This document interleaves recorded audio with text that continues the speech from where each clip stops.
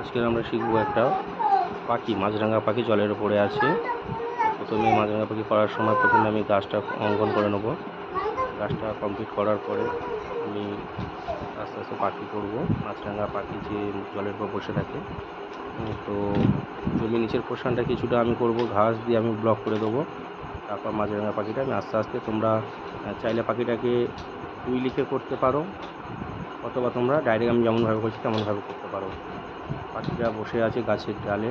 আমার সাবজেক্ট হচ্ছে তোমরা যদি কেউ রং চাও বা রং দেখতে চাও, তাহলে তার জন্য তোমরা অবশ্যই একটু লিখে পাঠাবে যে আমাকে রংটা দেখাও।